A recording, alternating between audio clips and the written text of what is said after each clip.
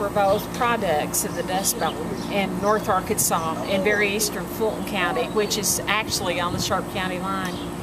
But they always talked about Miss Ida Lamback, and she was their first home demonstration agent.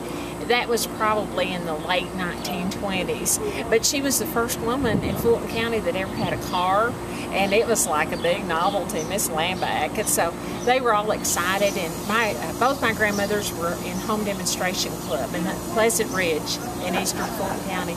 But my grandmother Hall, my maternal grandmother, was such a whiz at food preservation that she used to ride with Miss Lamback in the eastern part of Fulton County to teach the other home demonstration club members how to can and, the proper procedure so it wouldn't kill them all, because they were so impoverished, and they didn't know they were poor, they just knew everybody was kind of on the same playing field. And she really made a difference in their lives because they had so much more. They had feather ticking. They could take their chickens, slaughter the chickens and wring their necks and have the meat and save the feathers and have really good pillows and really good comforters and really good feather mattresses. And I can remember sleeping on a feather mattress of my grandmother's in the 60s. And in wintertime in the Ozarks, it was just heaven on earth because you just burr up in them, And, I wanted a feather mattress. I wanted to take one back to California with me. But anyway, and they taught them how to draft their own dress patterns. And Mother was about 12 to 14, and she was in 4-H.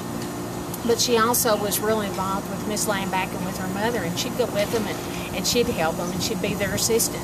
And she always talked about state 4-H competition, and those were skills that she had learned through the home demonstration club too. And I was 12 years old before I ever had a ready-made dress. And I can remember it was sort of a family emergency. Somebody died unexpectedly, and that was about 1965, 66. And I can remember just a novelty of having a ready-made dress. But my mother could make designer clothes. We'd go to a big city, and she'd sketch the children's clothes and go home and draft a pattern and put 2, 3, or 4 patterns together and get the fabric. And but those were skills that she learned in home demonstration club. And then she was in home demonstration club in Ash Flat over in Sharp County.